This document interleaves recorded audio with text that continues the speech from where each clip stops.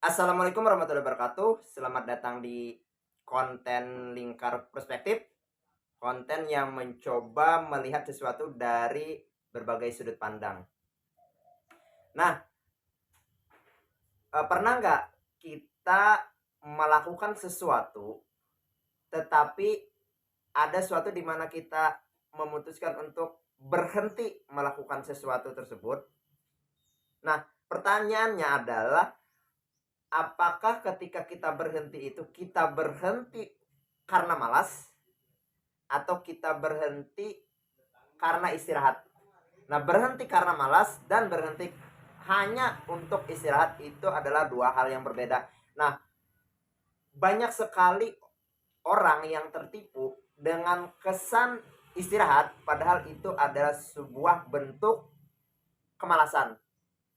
Tetapi banyak juga orang yang enggan untuk istirahat, artinya mereka terus-menerus bekerja, terus-menerus melakukan sesuatu, enggan untuk berhenti karena mereka merasa ketika mereka berhenti itu adalah sebuah bentuk kemalasan. Nah, padahalnya kan tubuh memiliki hak untuk istirahat, pikiran memiliki hak untuk istirahat agar tubuh bisa lebih maksimal dan pikiran bisa lebih jernih. Nah, jadi pada video kali ini kita akan membahas terkait perbedaan antara malas dan istirahat. Nah, untuk membedakan malas dan istirahat, kita harus paham terlebih dahulu konsep dari apa itu malas dan apa itu istirahat.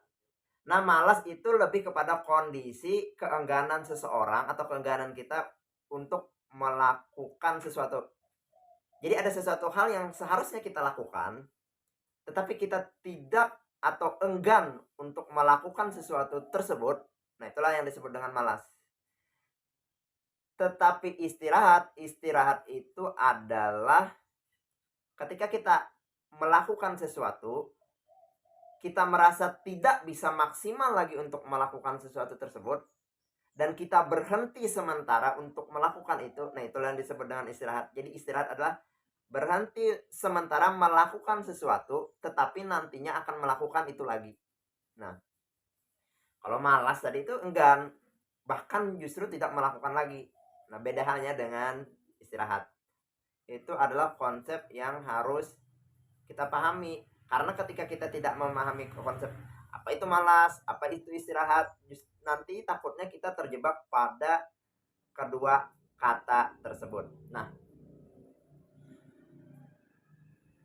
lalu apa ya, pertanyaannya itu apa sih yang membuat seseorang itu malas? Nah, malas itu lebih diakibatkan, ini menurut saya pribadi, teman-teman mungkin mempunyai perspektif yang berbeda terhadap kenapa seseorang itu malas, kenapa mereka enggan untuk melakukan sesuatu. Jadi malas itu lebih kepada ketidakjelasan sesuatu yang akan dilakukan. Nah, jadi karena gini, ketika target atau ketika sesuatu yang kita lakukan itu tidak jelas konsepnya, tidak jelas arahnya, tidak jelas uh, apa yang akan dilakukan, tentu itu membuat kita bingung. Kita apa lagi yang harus kita lakukan nih? Nah, kebingungan itulah sebenarnya yang membuat seseorang untuk malas. Kebingungan itu diciptakan atau ada karena ketidakjelasan. Nah, jadi untuk menghindari malas, buatlah, ciptakanlah, atau targetkanlah sesuatu itu yang jelas, yang mungkin kita tidak bingung untuk melakukannya. Nah, kalau istirahat itu lebih ke tujuannya jelas, apa yang akan dilakukan jelas, tetapi hanya berhenti sementara untuk agar tubuh lebih berenergi, agar pikiran lebih jernih, untuk memaksimalkan mencapai target tersebut. Nah, itu. Jadi